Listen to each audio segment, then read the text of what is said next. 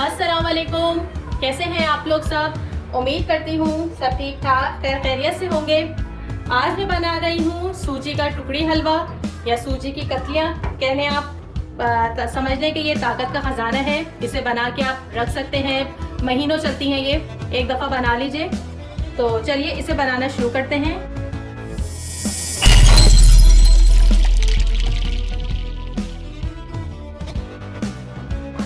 अच्छा, यहाँ मैंने सबसे पहले 1 कप पानी लिया है, देगची में डाल दिया है। यहाँ मैं पहले शीरा बना रही हूँ उसका। 1 कप पानी के अंदर 1 कप चीनी जाएगी।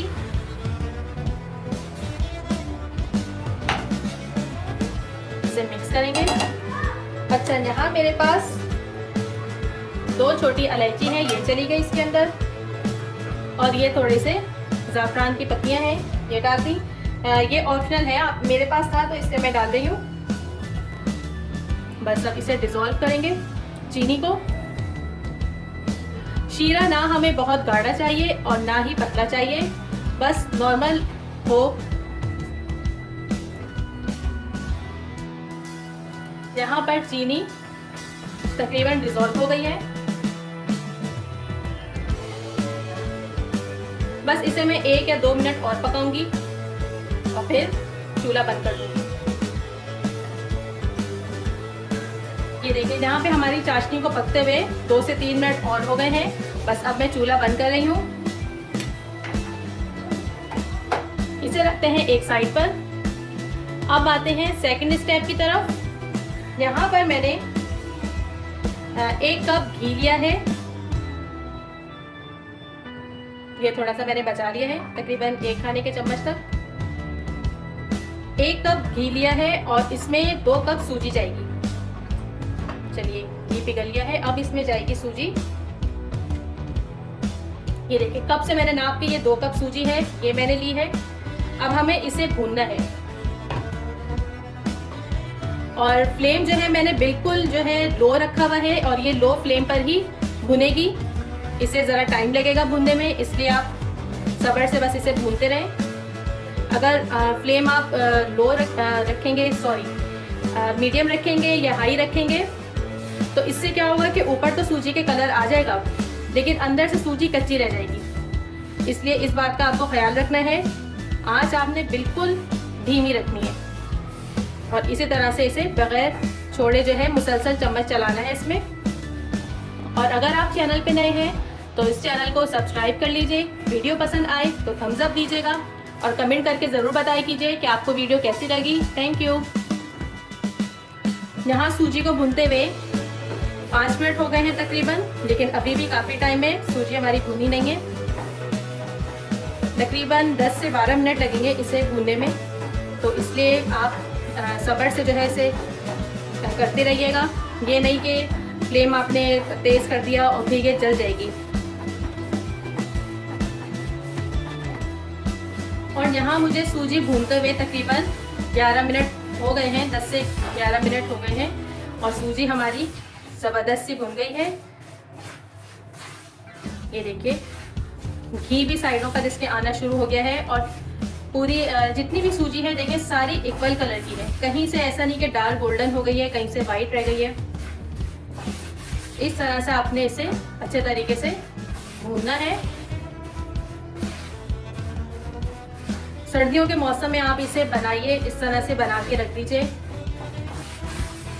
फ़ायदा भी है, जायका भी है इसके अंदर, मज़े की भी बहुत बनती है। बच्चों को दें, खुसूसन जो बच्चे कमज़ोर होते हैं उन्हें खिलाइए इस तरह से।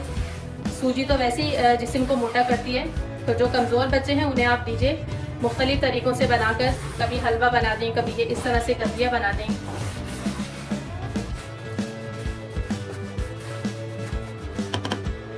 चलिए, सूजी तो अब हमारी भुन गई है। अब हम इसमें डालेंगे शीरा जो हमने बना के रखा था।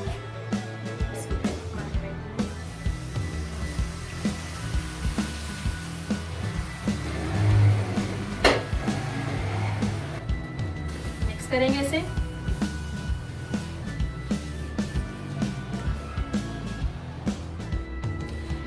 शीरा डलते ही ये गाढ़ी होनी शुरू हो जाएगी। फ्लेम मैंने वही स्लो रखा हुआ है। इस तरह से बस मुसलसल चम्मच चला रहे हैं।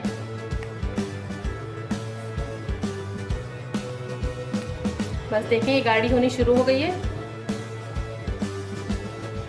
अब हम इसका फ्लेम ऑफ कर देंगे। बस देखिए इससे ज़्यादा हमें थिक नहीं करना। चूल्हा मैंने बंद कर दिया है और अब इसे पॉट में डालते हैं। ये देखिए मैंने इस तरह से पैन ले लिया है और इसको ग्रीस कर लिया है। आप कोई भी थाल में जमाएं या ट्रे लें तो उससे पहले ग्रीस ज़रूर कर लीजिएगा, वरना फिर बाद में निकालने में इसको बहुत प्रॉब्लम होगी। अच्छा हम इसे डालते हैं इसके अंदर। बिस्मिल्लाहिर्रहमानिर्रहीम। आपने इसे गरम गरम ही डालना है क्योंकि फ़ौरन ये जमना शुरू हो जाता है। इसको फैला लीजिए सही से चारों तरफ।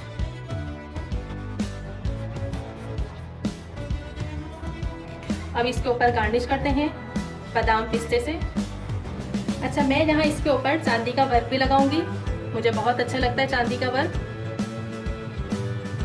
इसमें यहाँ पर मैंने इसकी कटिंग कर दी है यानी निशान लगा दिए हैं और अब इसको तकरीबन 2 घंटे के लिए रखना है सूखने के लिए या इसको खुश्क होने के लिए, ठंडा होने के लिए।